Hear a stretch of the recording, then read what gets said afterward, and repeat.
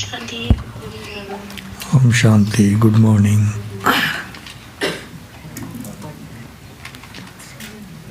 இன்றைய முரளி 19/10/2025. அவேக்த பாப்தாதா மதுவனம் 31/3/2007 அன்று சொன்ன மகா வாக்கியங்கள். தலைப்பு: தகுதி வாய்ந்தவராகி உங்களின் முகத்தின் மூலம் தந்தையின் முகத்தை வெளிப்படுத்துங்கள். சேவை செய்வதில்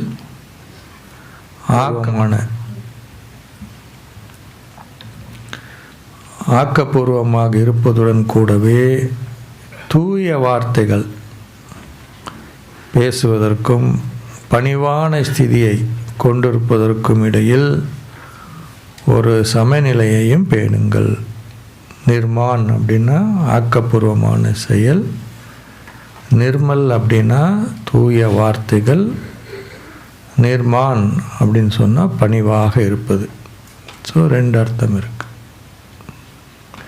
நிர்மான், நிர்மல், நிர்மான்.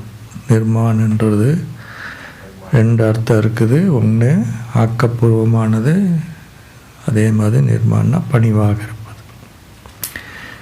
இன்றைக்கு பாப் தாதா நம்ம எப்படி பார்க்குறார்? இன்று பாப் தாதா எங்கும் உள்ள குழந்தைகளின் பாக்கியங்களை பார்த்து மகிழ்ச்சி அடைகிறார். பிரகாசிக்கும் ஒளியின் ரேகைகள் குழந்தைகள் எல்லோருடைய நெற்றிகளிலும் ஜொலிக்கின்றன. அவர்களின் கண்களில் ஆன்மீக பாக்கியத்தின் ரேகைகள் புலப்படுகின்றன. வாய்களிலிருந்து மேன்மையான வார்த்தைகளின் பாக்கிய ரேகைகள் வருவதை காணக்கூடியதாக உள்ளது. அவர்களின் உதடுகளில் ஆன்மீக புன்னகைகளை பாபா பார்க்கின்றார். அவர்களின் கைகளில் என்ன வச்சிருக்கீங்க? இறை பொக்கிஷங்கள் எல்லாவற்றினதும் ரேகைகள் புலப்படுகின்றன.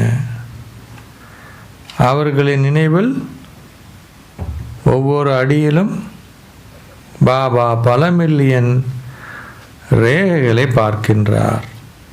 ஒவ்வொருவரின் இதயத்திலும் தந்தையின் அன்பிலே திளைத்திருக்கும் ரேகையை பாபா பார்க்கின்றார். ஒவ்வொருவரின் இதயத்திலும் தந்தையின் அன்பிலே திளைத்திருக்கும் ரேகையை பாபா பார்க்கிறார். குழந்தைகளான நீங்கள் ஒவ்வொருவரும் இத்தகைய மேன்மையான பாக்கியத்தை அனுபவம் செய்கின்றீர்கள் தானே? பாபா பார்க்குறார், ஆனால் நீங்கள் அந்த அனுபவம் பண்ணுறீங்களா? தந்தையே ஒவ்வொருவரின் மேன்மையான செயல் என்ற பேனாவால் இந்த பாக்கிய ரேகைகளை வரைந்துள்ளார். இது அழியாதிருக்கும் அத்தகைய மேன்மையான பாக்கியமாகும். இது ஒரு பிறவிக்கு மட்டுமல்ல, ஆனால் இவை பல பிறவிகளுக்கான அழியாத பாக்கிய ரேகைகள் ஆகும். ஏன்? தந்தை அழியாதவர், பாக்கிய ரேகைகளும் அழியாதவை. இந்த வேளையில் உங்களின் மேன்மையான செயல்களின் அடிப்படையிலேயே என்ன நடக்குது? சகல ரேகைகளும் பெறப்படுகின்றன. இந்த வேளையில் செய்யப்படுகின்ற முயற்சியானது பல பிரிவுகளுக்கு வெகுமதியை உருவாக்குகின்றது. இந்த வேளையிலும் குழந்தைகளாக நீங்கள் எல்லோரும் பல பிரிவுகளுக்கு பெறப்போகின்ற வெகுமதியை இந்த வேளையில் என்ன பண்ணுறீங்க? இதனுடைய அடிப்படையில் அமைது இந்த வேளையில் நீங்கள் செய்த முயற்சிகளுக்கான வெகுமதியின் பேற்றினை இப்போது காண பாப் தாதா விரும்புகின்றார். எதிர்காலத்தின் மட்டுமல்ல, இந்த ரேகைகள் அனைத்தும் இப்பொழுதும் சதா அனுபவம் செய்யப்பட வேண்டும். ஏனென்றால் ஏனென்றால் இந்த ரேகைக்கான இந்த தெய்வீக சமஸ்காரங்கள் உங்களின் புதிய உலகை உருவாக்குகின்றன. சோதியுங்கள். எப்படி சோதிப்பேன உங்களுக்கு தெரியுமா? நீங்களே உங்களை சோதிப்பவர்கள் ஆக வேண்டும். சகல பாக்கிய ரேகை நீங்கள் இப்போதும் அனுபவம் செய்கின்றீர்களா? இந்த வெகுமதி இறுதியில் தான் புலப்படும் என நீங்கள் நினைக்கவில்லையே. பேரு இந்த நேரத்திற்கு உரியது.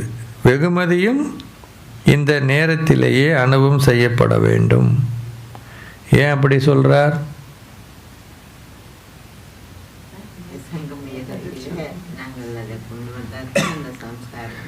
21 பிரிவு என்றது என்ன கணக்கு?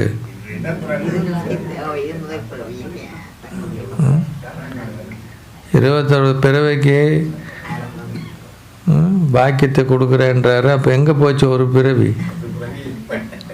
அப்போ இப்போ தானே பண்ணணும்.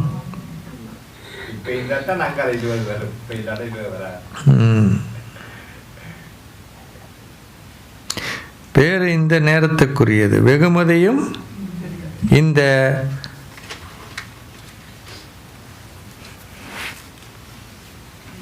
நேரத்திலே அனுபவம் செய்யப்பட வேண்டும்.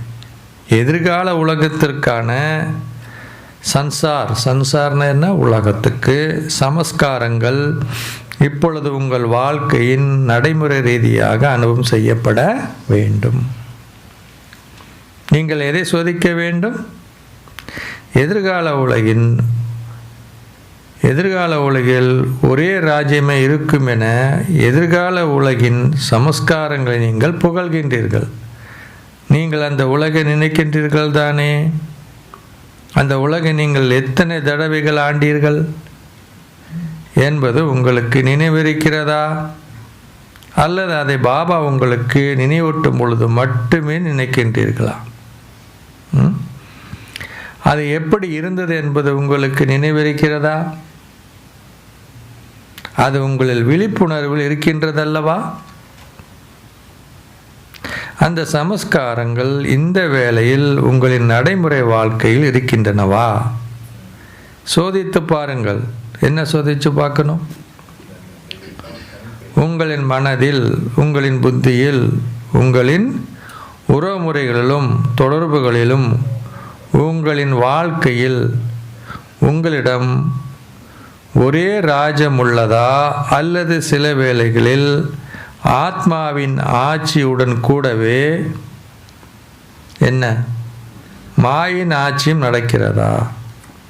உங்களின் எதிர்கால வெகுமதியில் ஒரே ஒரு ராஜ்யமே இருக்கும், 2 அல்ல. அதே போல் இப்பொழுதும் 2 ராஜ்யங்கள் இல்லை அல்லவா? எதிர்கால ராஜ்யத்தில் ஒரு ராஜ்யத்துடன் ஒரு என்ன இருக்கும்?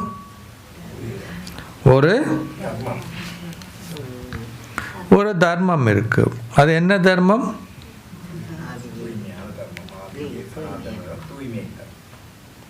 அது சம்பூர்ணமான தூய்மை என்ற தாரணையின் தர்மம். எனவே இப்பொழுது சோதித்தீங்கள். என்ன சோதிக்கணும்?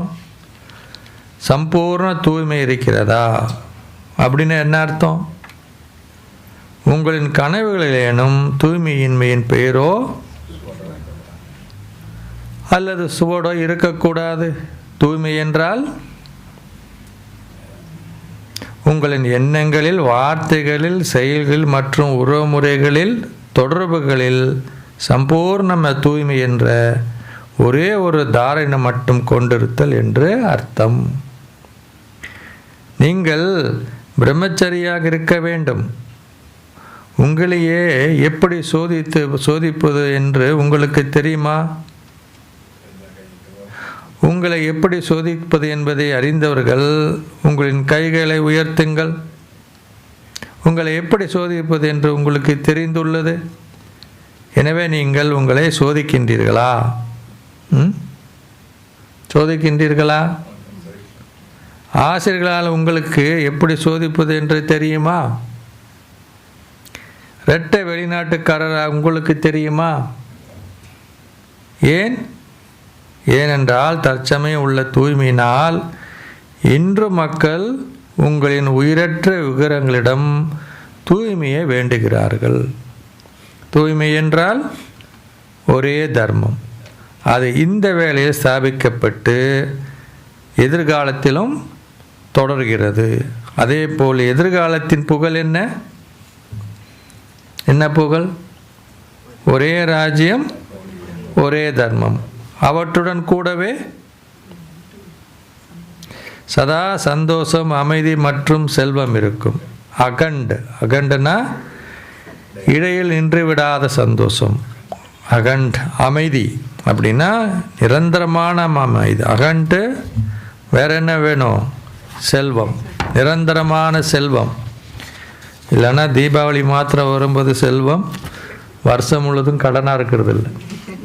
இங்கே அப்படி தானே? தீபாவளி வரப்போகுது. என்னைக்கு தீபாவளி? நாளைக்கு. ஹாப்பி தீபாவளி எல்லாத்துக்கும். நாளான்னைக்கு எல்லாம் இங்கே வருவீங்க தானே?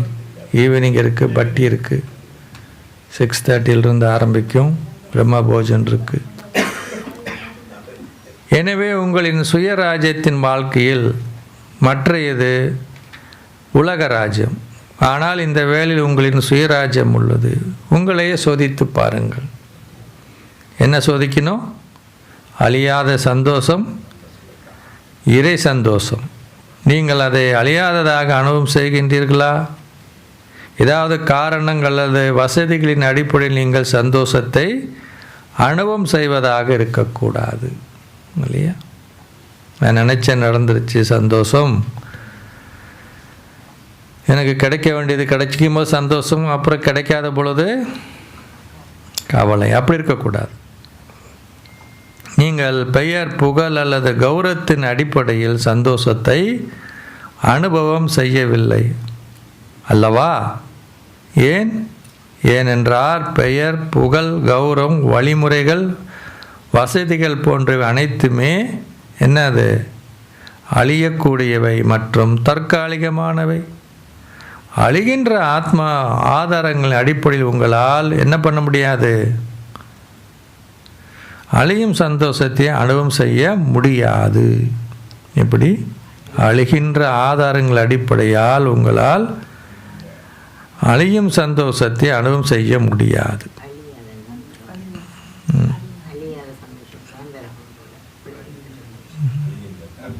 ஏன் இப்படி போட்டாங்க?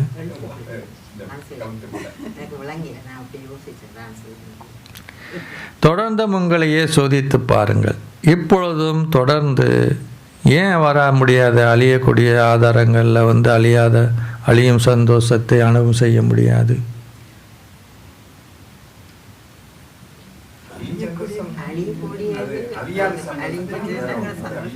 ஏன்?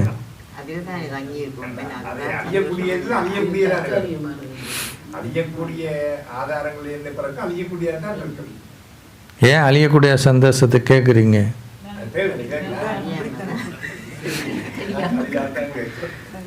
ஏன்னா நீங்கள் அழியாதவர்கள், நீங்கள் எல்லையற்றவர்கள். எல்லையற்றவர்கள் போய் எல்லைக்குட்பட்டதுக்கிட்ட தேடுனா எல்லைக்குட்பட்டு கிடைக்குமா, எல்லையற்றது கிடைக்குமா? நீங்கள் எல்லைக்குட்பட்டவரா இல்லை நீங்கள் அழியக்கூடியவர்களா? இப்போ எல்லையற்றவர்கள், என்றைக்கும் அழியாதவர்கள். அப்போ நீங்கள் போய் எல்லைக்குள்ளே கேட்டால் உடம்பு அழிஞ்சு போகும். பெயர், புகழ் இன்றைக்கி இருக்கும், நாளைக்கு இருக்காது. பணம், காசு எல்லாம் என்ன ஆகிடும்? ஆமாம், சத்தியுகத்துலேயும் இருக்குது, அதுவும் பொருள் இருக்குது, இப்போ எல்லாமே இருக்குது. ஏன் அது அழியறதில்ல?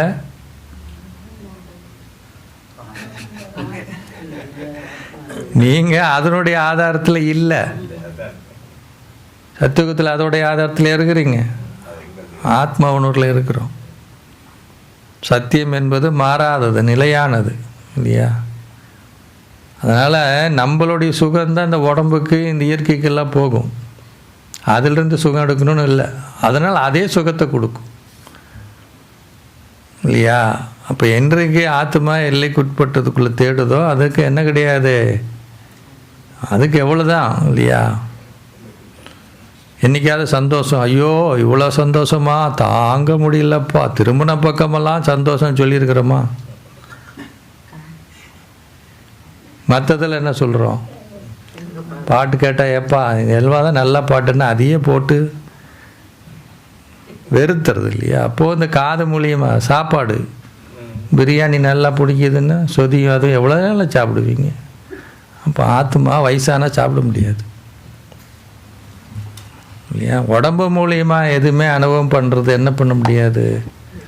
அதெல்லாம் எல்லைக்குட்பட்டது, உடல் உறவுகள் எல்லாமே இல்லையா?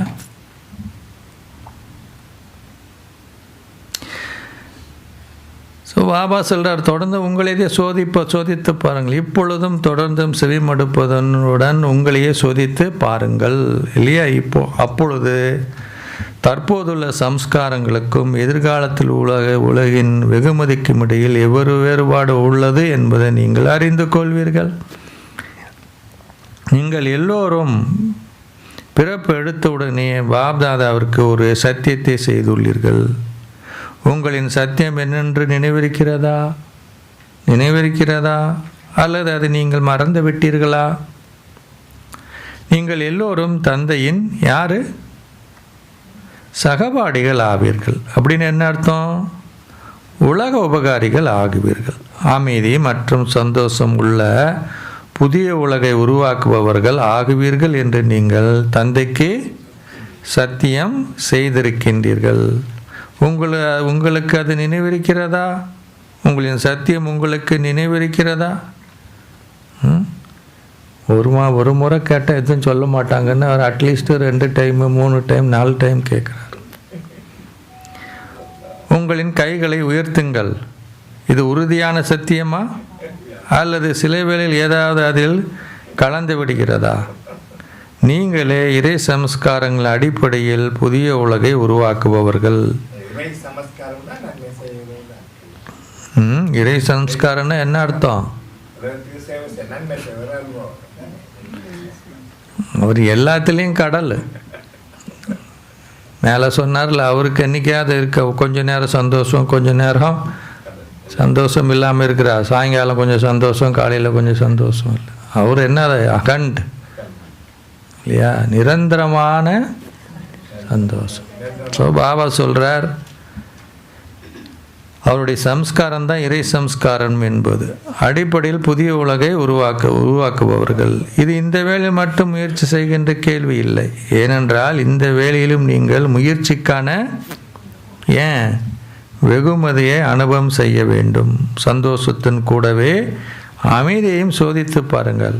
அமைதியற்ற சூழ்நிலைகள், அமைதியற்ற சூழல், அதிலும் நீங்கள் அமைதி கடலின் குழந்தைகள் ஆவீர்கள்.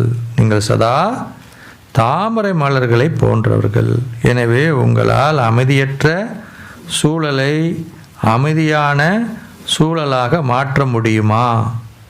சூழல் அமைதி நிறைந்ததாக இருந்து நீங்கள் அமைதி அனுபவம் செய்தால் அது ஒரு பெரிய விடயமில்லை. எவ்வாறாயினும் நீங்களே இன்மையை அமைதியாக மாற்றுபவர்கள் என்பதே உங்களின் சத்தியமாகும். எனவே சோதித்து பாருங்கள். நீங்கள் உங்களையே சோதிக்கின்றீர்கள் தானே? நீங்கள் மாற்றுபவர்களா? எதை மாற்றுபவர்கள்? நீங்கள் எதனுடைய ஆதிக்கத்திற்கும் உட்படவில்லை அல்லவா? நீங்கள் மாற்றுபவர்களால் ஒருபொழுதும்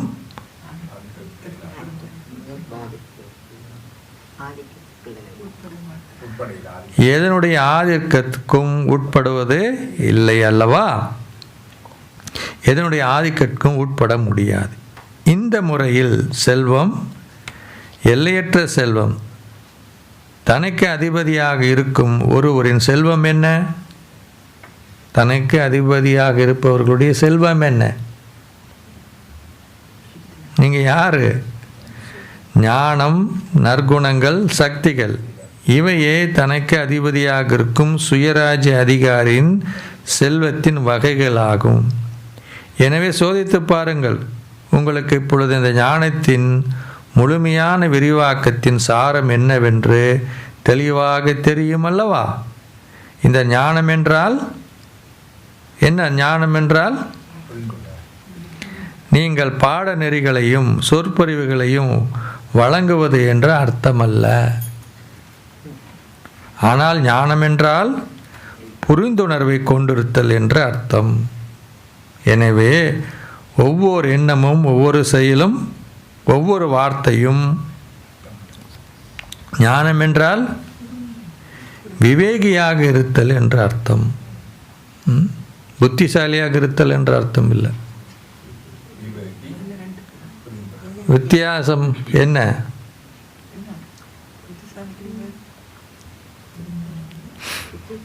கிராமங்களில் சாதாரண மனிதர் கூட ரொம்ப விவேகியாக இருப்பார். அவர் படிச்சிருக்க மாட்டார்.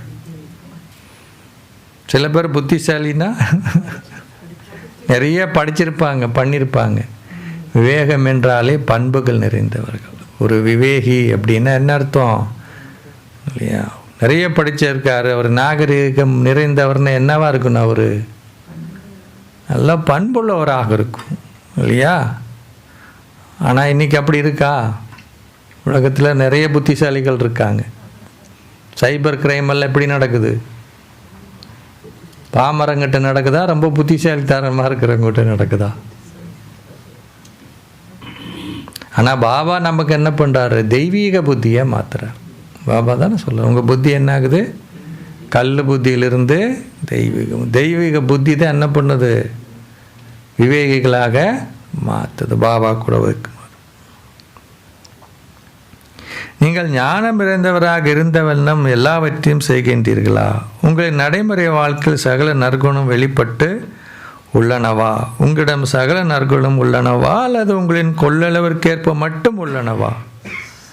இந்த முறையில் சகல சக்திகளும் உங்கள் ஒவ்வொரு இடமும் பட்டமும் சகல சக்திகளின் அதிபதி என்பதே அர்த்தம்.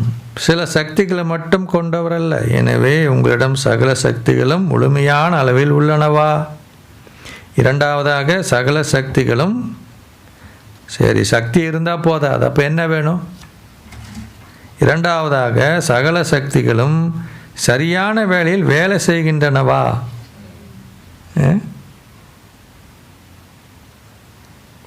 அவை சரியான வேளையில் பிரசன்னமாகின்றனவா?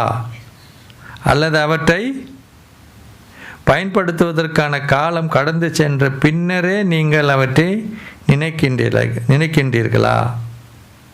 எனவே இந்த 3 விடயங்களையும் சோதித்து பாருங்கள்.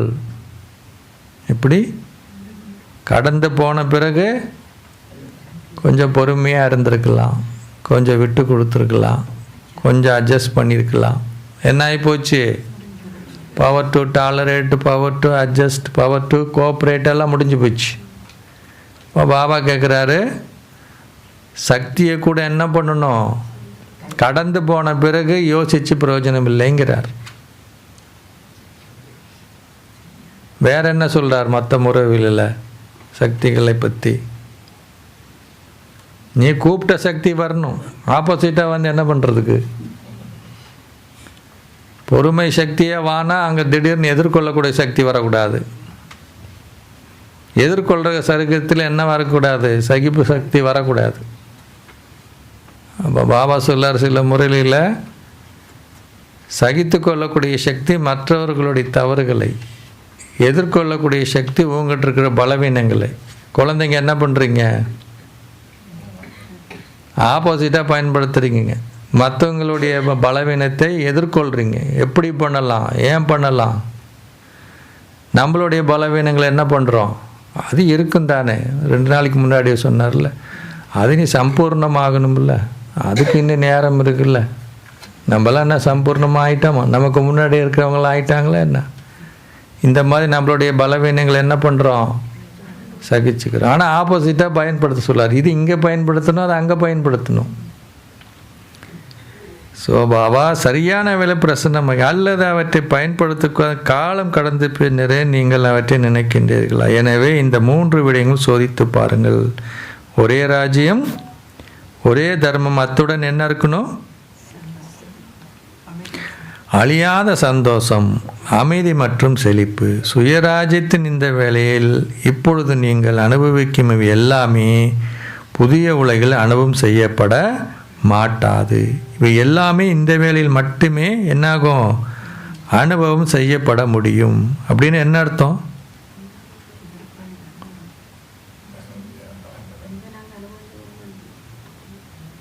அனுபவம் செய்ய வேண்டியது இல்லையா?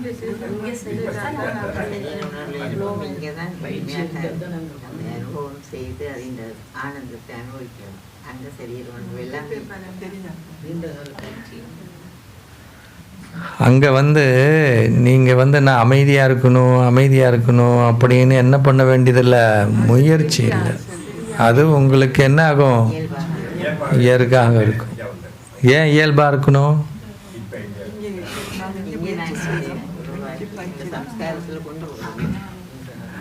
ஒன்று எல்லாருமே அப்படி தான் இருப்பாங்க, அது ஒரு காரணமும் இருக்குது இல்லையா?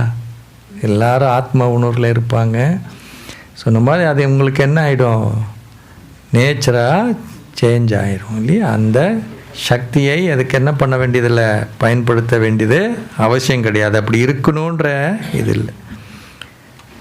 இப்பொழுதிலிருந்து இந்த சம்ஸ்காரங்கள் வெளிப்பட்டால் மட்டுமே அவை என்னாகும், வெகுமதியின் வடிவத்தில் தொடரும். நீங்கள் இன்னும் அவற்றை கிரகிக்கின்றீர்கள். அது நடக்கும், அது இறுதி வரை நிச்சயமாக நடக்கும் என நினைக்கவில்லை தானே? தற்சமயம் நீங்கள் நீண்ட கால பகுதிக்கு செய்ய முயற்சியே நீண்ட காலத்திற்கு உங்களின் பேறுகளுக்கான அடிப்படை என பாப்தாதா ஏற்கனவே உங்களுக்கு சமிஜை கொடுத்துள்ளார். அது இறுதியில் நடக்கும். அப்பொழுது அது நடக்கும் என நினைக்காது. இல்லை, அது இப்பொழுதே நடக்க வேண்டும். ஏன்? உங்களின் அதிபதியாக இருக்கும் உரிமையை கொண்டிருப்பதற்கு இப்பொழுது நீங்கள் அதை நீண்ட காலத்திற்கு பயிற்சி செய்ய வேண்டியது அவசியமாகும்.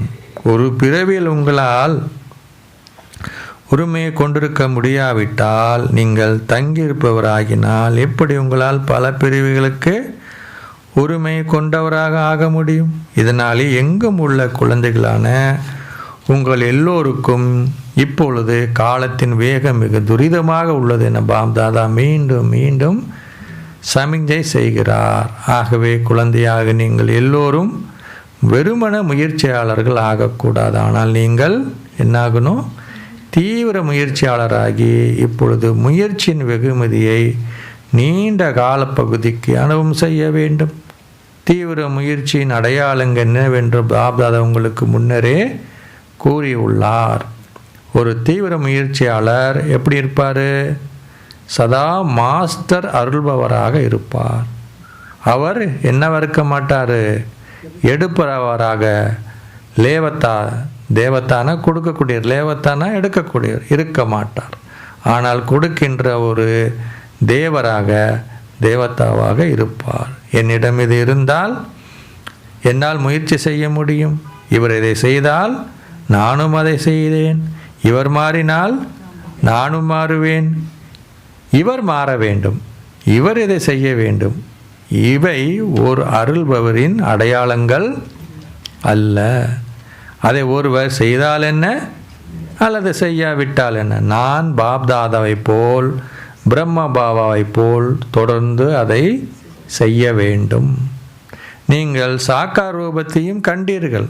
அவர் ஒருபொழுதும் குழந்தைகள் அதை செய்தால் நான் அதை செய்வேன் என கூறியதில்லை. நான் அதை செய்வேன், பின் குழந்தைகளையும் அதை செய்ய வைப்பேன் என்பது தானே எப்பொழுதும் இருந்தது.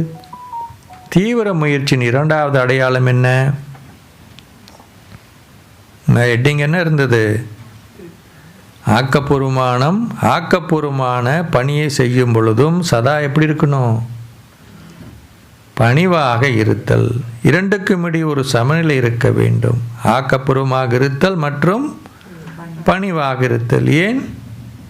நீங்கள் ஒரு பணியை பணிவுடன் செய்யும் பொழுது எல்லாருடைய இதயத்திலிருந்தும் நீங்கள் அன்பையும் ஆசீர்வாதங்களையும் பெறுவீர்கள். ஆக்கப்பூர்வமாக இருப்பதில், அதாவது சேவை களத்தில் எல்லோருமே இப்பொழுது அதிக அளவு ஊக்கத்துடனும் உற்சாகத்துடனும் புதிய திட்டங்களை செய்வதை பாப்தாதா கண்டுள்ளார். இதற்கு எங்கும் உள்ள குழந்தைகள் எல்லோருக்கும் பாப்தாதா பாராட்டுகின்றார். ஆக்கப்பூர்வமான சேவைக்கான மிக நல்ல திட்டங்கள் பலவற்றை பாப்தாதா பெற்றுள்ளார். எவ்வாறாயினும் ஆக்கப்பூர்வமான பணிகள் மிக நன்றாக இருப்பதை பாப்தாதா பார்த்திருக்கிறார். எனினும் எந்த அளவிற்கு உங்களிடம் சேவைக்கான ஊக்கம் உற்சாகம் உள்ளதோ அந்த அளவிற்கு என்ன இருக்கணும், பணிவு ஸ்திதியின் சமநிலை இருந்தால் ஆக்கப்பூர்வத்தின் அதாவது சேவை பணியில் அதிக அளவில் புலப்படத்தக்க மகத்தான வெற்றி ஏற்படும். பாப்தாதா உங்களுக்கு முன்னரும் கூறியுள்ளார். என்ன கூறியுள்ளார்? நீங்கள் பணிவான சுபாவத்தை கொண்டிருக்க வேண்டும், உங்களின் வார்த்தைகளில் பணிவு இருக்க வேண்டும், மற்றவர்களுடனும் உறவுமுறையிலும் தொடர்ந்து வரும் பொழுது உங்களின் ஸ்திதி எப்படி இருக்கணும்? பணிவு இருக்க வேண்டும். இதுவே தேவர்களின் புகழ். ஆனால் உண்மையில் இது பிராமணின் புகழே ஆகும். தேவி தேவர்களை பற்றி குறிப்பிடும் பொழுது அவர்களின் உதலிலிருந்து வெளிப்படும் வார்த்தைகள் என்ன வார்த்தைகள்? வைரங்களையும் முத்துக்களையும் போன்றவை, விலை மதிப்பற்றவை என கூறப்படுகிறது. தூய மேன்மையான வார்த்தைகள், தூய மேன்மையான சுபாவம். பாப்தாதா இப்பொழுது உங்களை பரிசோதிக்கிறார். எனவே அவர் உங்களுக்கு பெருப்பற்றை கொடுக்க வேண்டும் அல்லவா? ஏனென்றால் இதுவே இந்த பருவகாலத்தின் கடைசி முறை ஆகும். ஏன்னா 3வது இல்லையா, மார்ச் 31. நீங்கள் தூய வார்த்தைகளை கொண்டிருப்பதிலும் உங்களின் ஸ்திதியில் பணிவிருப்பதிலும் அதிக கவனம் தேவை என்பதை பாப்தாதா கண்டார். உங்கள் 3 பொக்கிஷங்களின் கணக்குகளை நீங்கள் சேமிக்க வேண்டும் என பாப்தாதா உங்களுக்கு ஏற்கனவே கூறியுள்ளார். பெருப்பேற்றில் பாப்தாதா எதை கண்டார்? அந்த 3 கணக்குகளும் எவை? நீங்கள் அவற்றை நினைவு செய்திருப்பீர்கள் தானே? எப்படி இருந்தும் பாபா இப்பொழுது அவற்றை மீட்டல் செய்கிறார். என்ன மீட்டல்? 1, உங்களின் முயற்சிகளால் உங்களின் சேமிப்பு கணக்கை அதிகரியுங்கள். 2வது, சதா உங்களுடன் திருப்தியாக இருந்து மற்றவர்களையும் திருப்திப்படுத்துங்கள். வெவ்வேறு சமஸ்காரங்கள் அறிந்திருக்கும் அதே வேளை திருப்தியாக இருந்து மற்றவர்களையும் திருப்திப்படுத்துங்கள். இவ்வாறு செய்வதன் மூலம் உங்களால் உங்களின் ஆசீர்வாத கணக்கில் சேமிக்க முடியும். ஏதோ ஒரு காரணத்தாலும் மற்றவர்களை திருப்திப்படுத்துவது ஏதாவது குறை இருக்குமாயின் அது உங்களின் புண்ணிய கணக்கில் சேமிக்கப்பட மாட்டாது. அது உங்களுடன் திருப்தியாக இருப்பதோ அல்லது மற்றவர்களை திருப்திப்படுத்துவதோ எதுவாக இருந்தாலும் திருப்தியே புண்ணிய கணக்கிற்கான சாவியாகும். 3வது, சேவை செய்வதிலும் எப்பொழுதும் தன்னலமற்றவராக இருங்கள். நான் என்ற எந்த விதமான உறவையும் கொண்டிராதீர்கள். நான் இதை செய்தேன் அல்லது எனது பெயர் குறிப்பிடப்பட வேண்டும். சேவை செய்வதில் நான் அல்லது எனது என்ற உணர்வு ஏதாவது இருக்குமாயின் உங்களால் புண்ணிய கணக்கில் சேமிக்க முடியாதிருக்கும். எனது என்ற உணர்வில் உங்களுக்கு அனுபவம் உள்ளது. ராஜரீகமான முறையில் அதிகளவில் எனது என்ற உணர்வு காணப்படுகிறது. எனது என்ற உணர்வின் ராஜரீகமான வடிவங்களின் பட்டியல் சாதாரணமாக எனது என்ற உணர்வின் வடிவங்களை விட நீண்டது.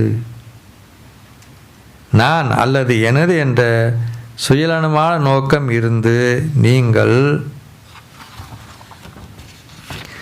தன்னலமற்றவராக இல்லாத போதெல்லாம் உங்களின் கணக்கில் மிக சிறிதளவு புண்ணியமே சேமிக்கப்படுகிறது. பாபா ஒவ்வொரு வேளையும் உங்களுக்கு எனது என்ற பட்டியலை பற்றி கூறுவார். அது மிகவும் நீண்டது, அத்துடன் மிகவும் சூக்ஷ்மமானது. எனவே உங்களின் முயற்சிகளை நீங்கள் எல்லோரும் உங்களின் கொள்ளளவிற்கேற்ப உங்களின் கணக்குகளில் சேமிக்கின்றீர்கள் என்பதை பாப்தாதா பார்த்திருக்கின்றார்.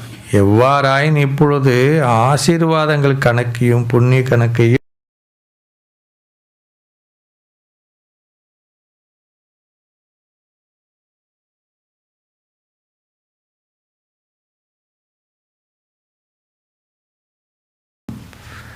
அதிகரிப்பதற்கான தேவை உள்ளது. இதனாலே இந்த 3 கணக்குகளை சேமிப்பதில் என்ன பண்ணணும்? கவனம் செலுத்த வேண்டும். இப்பொழுது பல்வகையான சமஸ்காரங்கள் புலப்படும். எவருடைய சமஸ்காரங்களும் இன்னமும் சம்பூர்ணமாகவில்லை. எவ்வாறாயும் இப்பொழுது நான் மற்றவர்களின் பலவீனமான சுபாவத்தால் அல்லது பலவீனமான சம்ஸ்காரங்கள் ஆதிக்கத்திற்கு என்ன உட்படக்கூடாது. நான் சகல சக்தியிலும் கொண்டுள்ள ஒரு மாஸ்டர் சர்வசக்திவான் ஆவேன். பலவீனமான சம்ஸ்காரங்கள் சக்தி வாய்ந்தவள் அல்ல. பலவீனமான சம்ஸ்காரங்களால் சகல சக்தியிலையும் கொண்டுள்ள மாஸ்டர் சர்வசக்திவானான என்னை ஆதிக்கத்திற்கு உட்படுத்த முடியாது. பாப்தாதாவின் பாதுகாப்பு குடையின் கீழ் இருப்பதே பாதுகாப்பதற்கான வழிமுறை ஆகும். பாப்தாதாவும் ஒன்றிணைந்து இருங்கள். பாப்தாதாவுடன் ஒன்றிணைந்து இருங்கள். ஸ்ரீமத்தே என்னது? ஸ்ரீமத்தே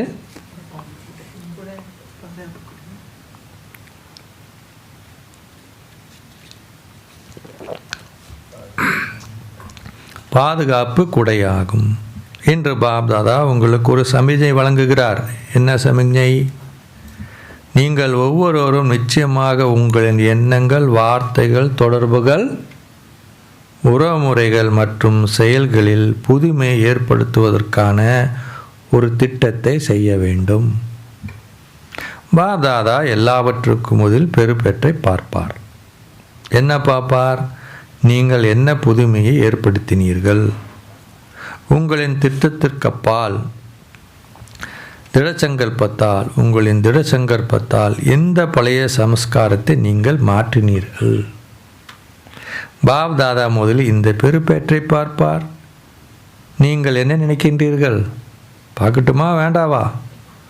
நாங்கள் இதை செய்ய வேண்டுமா? இதை நிச்சயமாக தாம் செய்வோம் என சொல்பவர்கள் உங்களின் கைகளை உயர்த்தாதீர்கள். என சொல்லியும் உயர்த்த போகிறதில்ல நீங்கள். அப்போ உங்களுக்காக சந்தோஷம் ஏற்படட்டுமே.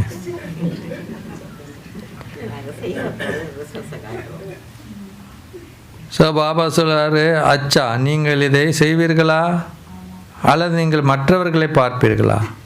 நீங்கள் என்ன செய்வீர்கள்? மற்றவர்களை பார்க்காதீர்கள்.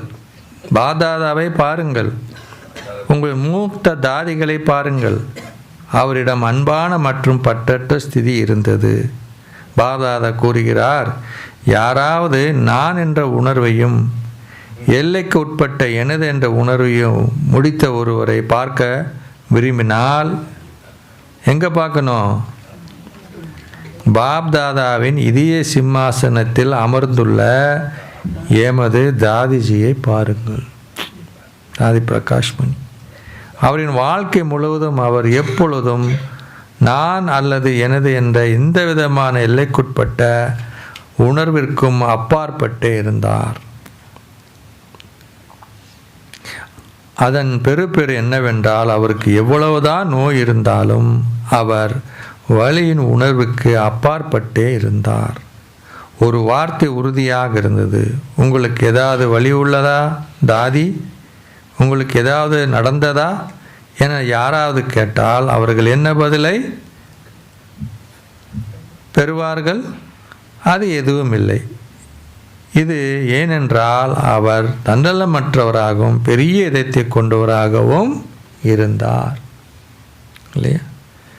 31/3/2027 2007 என்ன ஞாபகம் வருது? அந்த மாதம்தான் நான் இங்கே வந்தேன் முதல்ல. I think மார்ச்சா? தாதியோட நினைவு நாள் என்ன? ஆகஸ்ட் தானே? இல்லை, வந்துட்டு அப்புறம் போயிட்டேன். 2 மாதம் இருந்தேன். இப்போ ஜூன் ஜூலைனா ஏப்ரலில் ஏதோ மேலே வந்து. ஸோ அப்போ அந்த டைம் எப்படி இருந்தது? தாதிக்கு நிறைய உடல்நிலை குறைவாக இருந்தது. எப்போதுமே தாதின்னு தான் அவங்க சொல்லுவாங்க. தாதிக்கு இந்த ஒரு எண்ணம் இருக்குது, தாதிக்கு இந்த ஒரு ஐடியா இருக்குது, அப்படி தான் சொல்லுவாங்க. அவர் எல்லோரையும் ஏற்றுக்கொண்டார், அத்துடன் எல்லோரையும் நேசிக்கப்பட்டார். நீங்கள் அதன் நடைமுறை அடையாளங்களை பார்த்தீர்கள். மக்கள் தந்தை பிரம்மா பற்றி பேசும் பொழுது தந்தை அவரில் இருந்தார் என சொல்கிறார்கள். எவ்வாறாயினும் தாதி உங்களுடன் இறை பராமரிப்புடனும் இந்த கல்வியுடனும் வாழ்ந்தார். அவர் சேவை செய்வதில் உங்களில் சகபாடியாக இருந்தார். எனவே ஒருவரால் அப்படி ஆகலாம் என்றால் அவரின் ஸ்திதியின் தன்னலமற்றவராக இருந்தார். உங்கள் எல்லோராலும் அப்படி ஆக முடியாதா? உங்களால் அப்போ ஆக முடியும் தானே? நீங்கள் அப்படி ஆகுங்கள். ஆகுபவர்களின் நம்பிக்கை பாப்தாதாவுக்கு உள்ளது. நீங்கள் எத்தனை தடவைகள் அப்படி ஆகினீர்கள் என்பது உங்களுக்கு நினைவிருக்கிறதா? நீங்கள் பல கல்பங்களாக தந்தை போல் ஆகினீர்கள். இப்பொழுதும் நீங்களே அப்படி ஆகப் போகின்றீர்கள். இந்த ஊக்கத்துடனும் உற்சாகத்துடனும் தொடர்ந்தும் பரவுங்கள். தந்தைக்கு உங்களின் மீது நம்பிக்கை உள்ளது. எனவே நீங்கள் நிச்சயமாக அப்படி ஆகப் போகிறீர்கள் என்ற நம்பிக்கையையும் உங்களின் புத்திகளில் இருக்க வேண்டும். உங்களின் புத்திகளில் இத்தகைய நம்பிக்கை இருக்க வேண்டும். அத்துடன் தொடர்ந்து பரவுங்கள். உங்களுக்கு தந்தையின் மீது அன்பு உள்ளது. அன்பெனும் பாடத்தில் உங்களிடம் 100% அதிகமாக அன்பு உள்ளது என சொல்கின்றீர்கள். இது சரிதானே? நீங்கள் எல்லோரும் இங்கே அமர்ந்திருக்கின்றீர்கள். உங்களின் சொந்த இடங்களில் இருந்து கேட்டுக்கொண்டும் பார்த்து கொண்டும் இருக்கும் எல்லோருக்கும் அன்பெனும் பாடத்தில் நீங்கள் உங்களை 100% அன்பு உடையவர்களாக கருதுகின்றீர்களா? அப்படியாயின் உங்களின் கைகளை உயர்த்துங்கள். 100% எல்லோரும் தமது கைகளை உயர்த்தினார்கள். அச்சா, பின்னால் அமர்ந்திருப்பவர்களே உங்கள் கையை உயர்த்துங்கள். 22,000க்கும் மேற்பட்ட சகோதர சகோதரிகள் வந்துள்ளார்கள். நீங்கள் எல்லோரும் இதற்காக உங்களின் கையிலே உயர்த்தினீர்கள். சமமானவராகுவதே அன்பின் அடையாளமாகும். நீங்கள் நேசிக்கும் ஒரே ஒருவர், உங்கள் பேச்சு அந்த ஒரேவரை போல் இருக்க வேண்டும். நீங்கள் செயல்படும் முறையும் உறவுமுறைகளின் பொறுப்பை நிறைவேற்றும் முறையும் அந்த ஒரே ஒரே போன்று இருக்க வேண்டும். அதுவே அன்பின் அடையாளம் ஆகும்.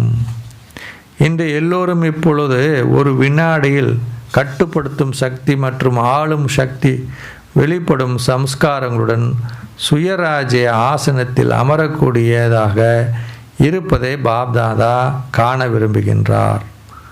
ஒரு வினாடில் 2 தொடக்கம் 3 நிமிடங்களுக்கு சுயராஜ்ய அதிகாரி என்ற ஆசனத்தில் அமர்ந்திருங்கள். பாப்தாதா அபியாசத்தை செய்வித்தார். செய்யுங்க பார்க்கலாம் ஒரு நிமிஷம். நான் யாரு? சுயராஜ்ய அதிகாரி.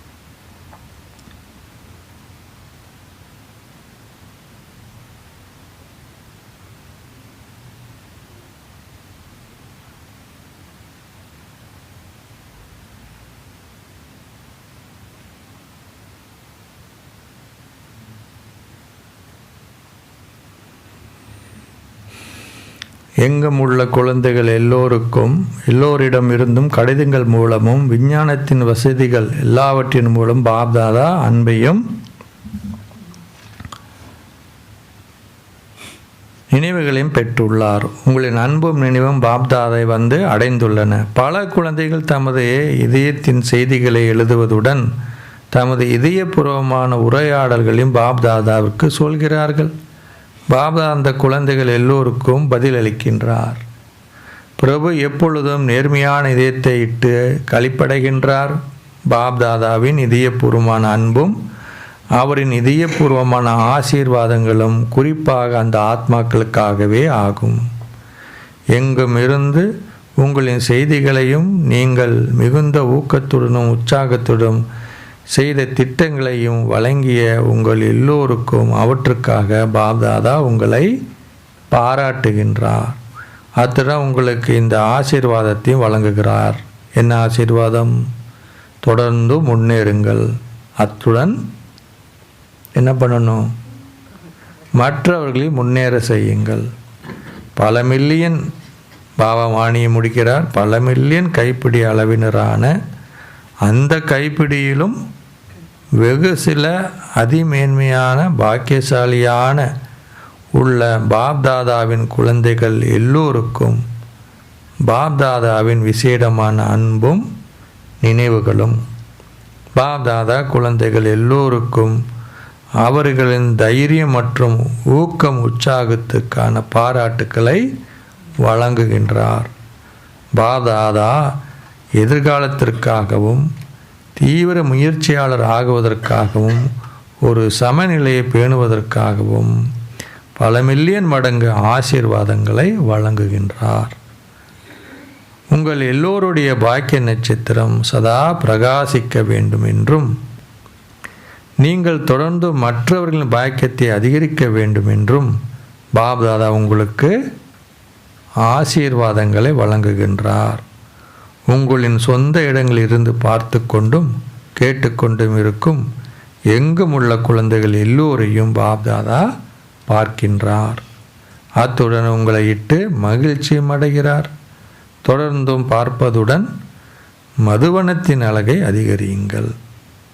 குழந்தைகளாக உங்கள் எல்லோருக்கும் இதயபூர்வமான ஆசீர்வாதங்களுடன் கூடிய நமஸ்தே.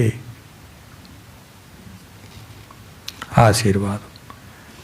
நீங்கள் கவனம் செலுத்துதல் என்ற எண்ணெய் மூலம் உங்களின் ஆத்ம உணர்வு ரூபத்தின் பிரகாசத்தை அதிகரிப்பதன் மூலம் கவருகின்ற ரூபம் ஆகுவீர்களாக.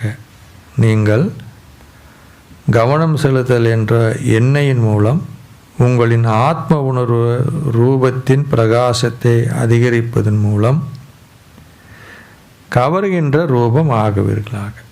இந்த ஞானத்தால் தந்தை ஒரு தடவை ஆத்ம உணர்வு ரூபத்தின் நட்சத்திரத்தை பிரகாசிக்க செய்த பின்னர் அதை அணைக்க முடியாது. எவ்வாறாயினும் அதை பிரகாசித்தல் சதவீதம் அதிகரிக்கலாம் அல்லது குறையலாம். ஒவ்வொரு நாளும் அமிர்தவேல் நீங்கள் தீபத்திற்கு என்ன பண்ணணும்? என்ன ஊற்றணும்? கவனம் செலுத்துதல் என்ற எண்ணெய் தொடர்ந்து ஊற்றினால் ஆத்மா என்னாகும்? பிரகாசிக்கும் நட்சத்திரம் எல்லோரையும் கவரும்.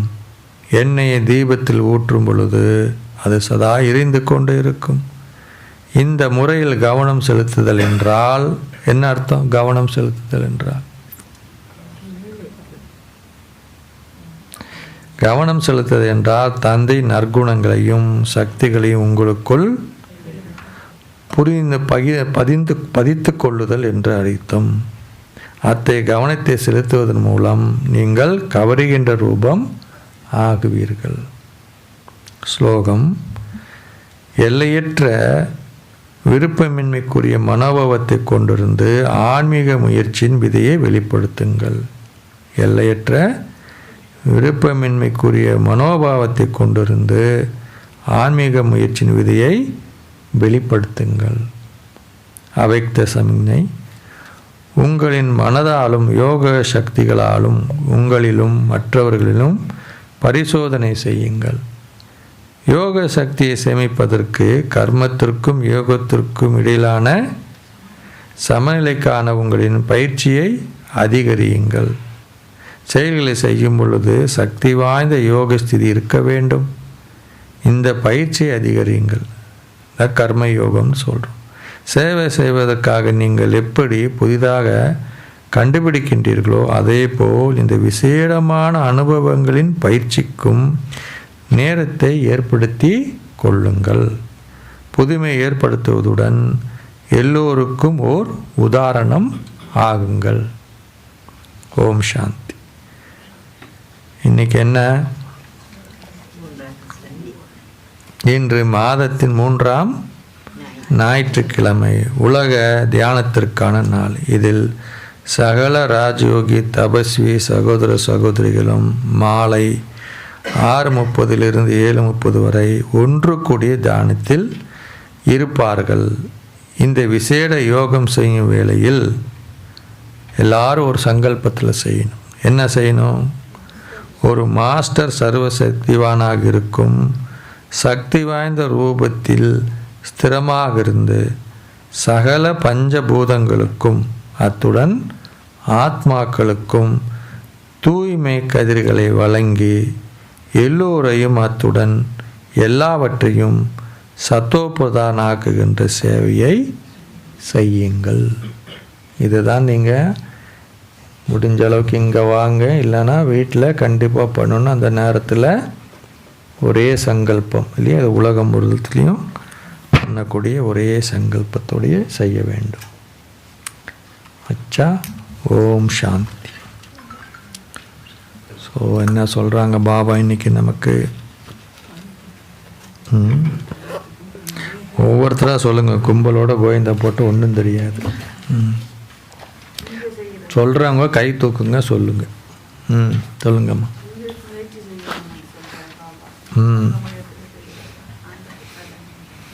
இங்கே செய்யக்கூடிய முயற்சி தான் அங்களுடைய பலன் என்றார்.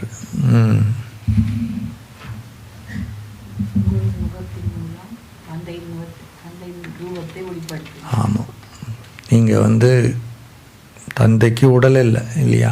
இப்போ அவருடைய குணங்கள் உங்கள் மூலியமாக முகத்தின் மூலமாக வெளிப்பட வேண்டும். ஆமாம், ஞானம் என்றால் சொல்லுவதில்லை. அது என்ன இருக்கும்? புரிந்துணர்வின் அதனுடைய சொரூபமாக இருத்தல் என்று அர்த்தம். ஆமாம், நிர்மான் அப்படின்னா நீங்கள் புதுசாக பண்ணுறீங்க, அதை நிறுத்த இருக்க நிர்மல். அதே மாதிரி இன்னொரு நிர்மல்னா என்ன? தூய்மை.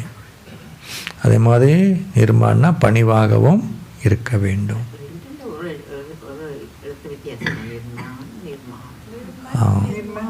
நிர்மான்னா ரெண்டும் ஒன்று தான். நிர்மான் அமைக்கிறதுன்றதுக்கு மூளை செய்யணா, அது மேலே புள்ளி, இது ரெண்டு சொல்லினா. அது மாதிரி நிர்மல்னார். நிர்மல்னா உங்கள் வார்த்தையில் என்ன இருக்கணும்? தூய்மை இருக்கணும், இனிமை இருக்குன்றார். ஆமாம், பாபா சொல்லார், நீங்களும் திருப்தியாக இருந்து மற்றவர்களையும் திருப்திப்படுத்தக்கூடிய சேவை பண்ணணும். அப்போ தான் புண்ணிய கணக்கு சேரும். நீங்கள் திருப்தி இல்லை, இன்னொருத்தவங்க திருப்தி இல்லை அப்படின்றது இல்லாமல் அவங்க திருப்தியாக இருக்காங்க, எனக்கு தான் திருப்தி இல்லை அப்படியும் இருக்கக்கூடாதுன்றார்.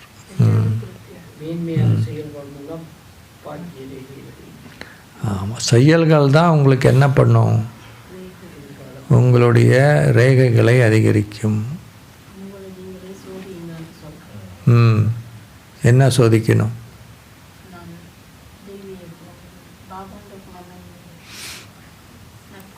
நற்குணங்கள் எனக்குள்ள இருக்குதா?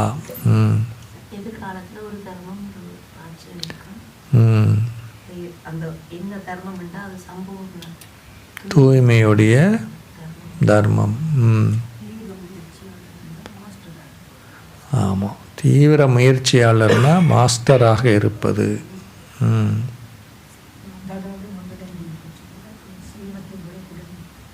ஆமாம், பாப் தாதா கூட இருங்க, ஸ்ரீமத் என்ற குடியில் இருந்தாங்க பாதுகாப்பாக இருப்பீங்க.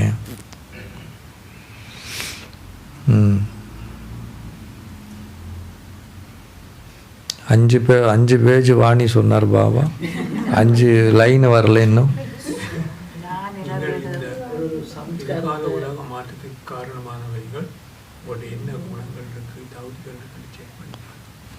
உலக மாற்றத்துக்கான நீங்கள் உங்களுக்கு அதற்கான தகுதிகள் வளர்ந்துருக்கா?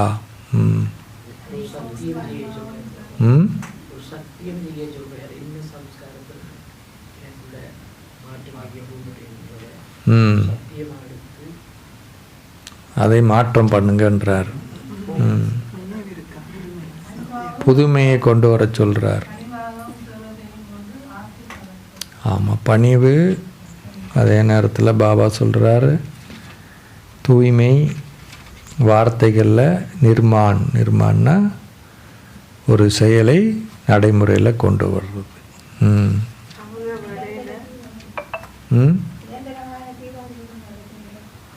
நிரந்தரமான தீபாவளியை கொண்டாட சொல்கிறாரு.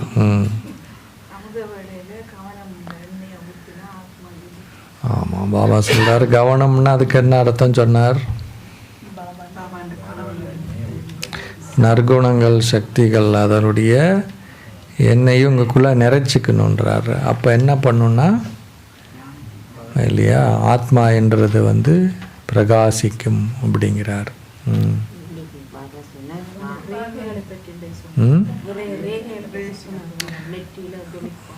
ஆமாம்,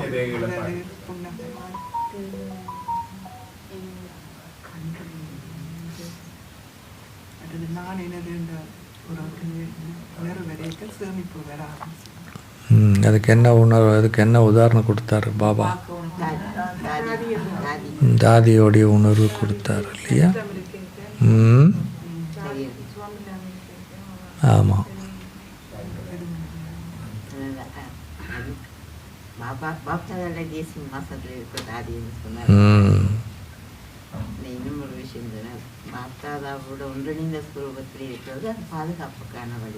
ஆமாம், பாதுகாப்பான குடை நிழல் அப்படிங்கிறார்.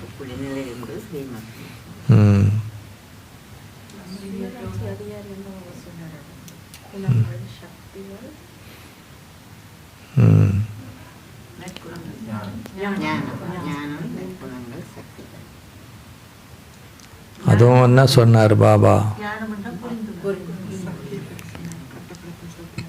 எந்த நேரத்தில் நீங்கள் கூப்பிட்ட உடனே அந்த சக்தி வரணும் இல்லையா? இல்லையா, நீங்கள் பிரேக் அடித்த உடனே வண்டி நிற்கணும். அது போய் முன்னாடி இருக்கிற ஒரு வண்டியை இடித்து அது இன்னும் 2 வண்டி அடித்து பாபா சொல்கிறார் அதுக்கப்புறம் நிற்கக்கூடாது இல்லையா? அப்படின்னா என்ன சொல்ல வர்றாருன்னா, அது நடந்து முடிஞ்ச பிறகு யோசிக்கக்கூடாது ஏன் இப்படி பண்ணணும் அப்படிங்கிறதுனால அந்த சக்தி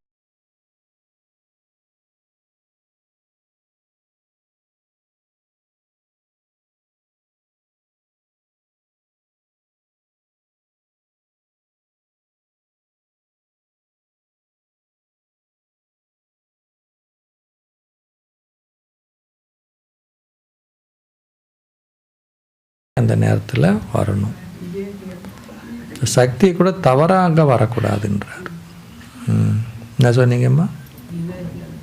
பாபா சொல்றார் நீங்கள் விவேகிகள் ஆகுறீங்க இல்லையா? ஆமாம், அந்த வெகுமதியை சொல்லும் போது என்ன சொன்னார் பாபா? வெகுமதின்றது எதிர்காலத்திற்குரியதல்ல. பாபா சொல்லாரு அதை அனுபவம் எங்கே பண்ணணும்? இங்கேயே பண்ணணும். அந்த சம்ஸ்காரங்களை இங்கே கொண்டு வரணும். நான் வெளியில் இருக்கக்கூடிய சூழ்நிலைக்கு மனிதர்களுடைய செயலுக்கு தந்தாப்புல என்னுடைய ஸ்திதி என்னாகக்கூடாது, மாறக்கூடாது. அப்போ தான் நீங்கள் மாஸ்டர். மாஸ்டர் அப்படின்றது என்ன அர்த்தம்? சூழ்நிலைகள் மாறலாம், அந்த சமஸ்காரங்களை தான் பாபா சொல்கிறாரு இப்பத்திலிருந்து அது வரணும், எதிர்காலத்திற்கானது, கை மேலே பலன் அப்படிங்கிறார். நீண்ட கால பயிற்சி இருக்கணுன்றார்.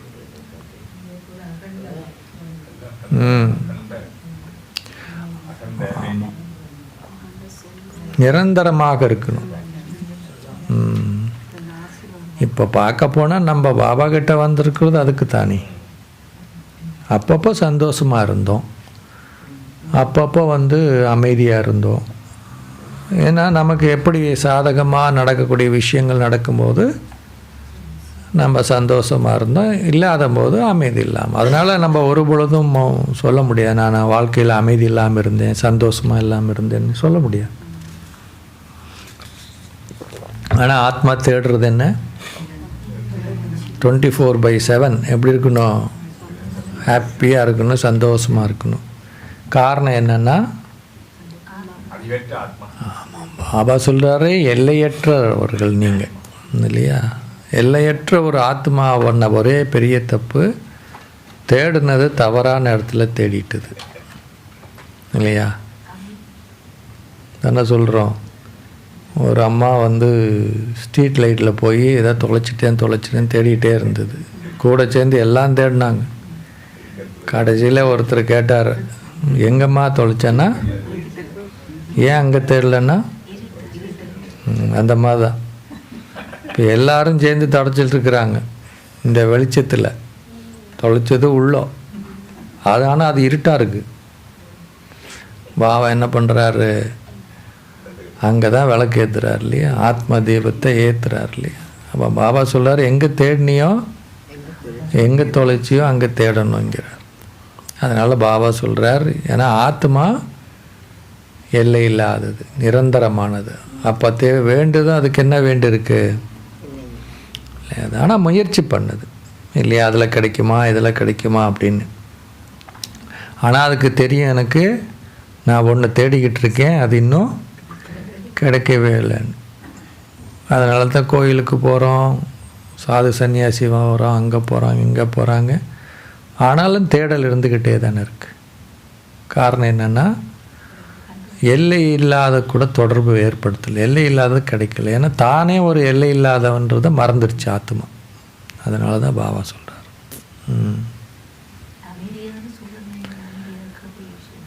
ஆமாம் ஆமாம், அமைதியான சூழலில் இருக்கிறது, அது எல்லோரும் இருக்கிறாங்க, உலக ரீதியில் இருக்காங்க இல்லையா. அதுக்கு நீங்கள் என்ன முயற்சி பண்ணணும். சத்தியுகத்தில் அமைதியாக இருக்கிறது பெரிய விஷயமா. பாபா சொல்கிறார், அது நேச்சுரலாக மாறிடும் உங்களுக்கு. அங்கே தனியாக என்ன பண்ண மாட்டீங்க, நீங்கள் ஃபோர்ஸ் பண்ணி அதை கொண்டு வரணும்.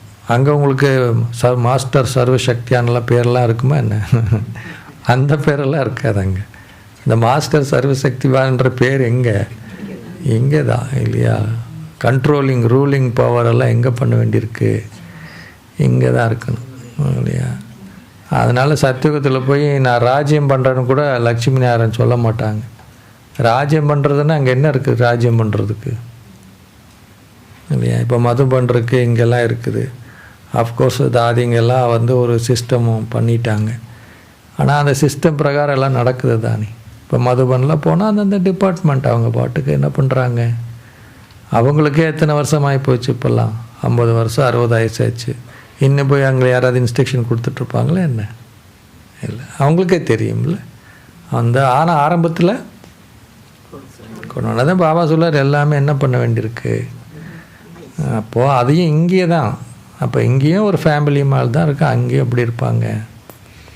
ஒரு ராஜ்யம் என்பது உண்மையாக ராஜ்யம் பண்ணுறதுன்னு கிடையாது. எல்லாம் சுயராஜ்ய அதிகாரியாக இருக்கிறதுனால அவங்க இயற்கையாகவே அந்த குணங்கள் எல்லாம் என்ன, அந்த சக்திகள்லாம் அங்கே குணங்களாக மாறிடும், அப்படியே கன்வெர்ட் ஆகிடும் அப்படிங்கிறார். ஓகே, வேறு என்ன சொன்னீங்கம்மா? அம்மா வந்திருக்காங்க இல்லையா, எப்போதும் வர்றவங்க தானே அவங்களுடைய.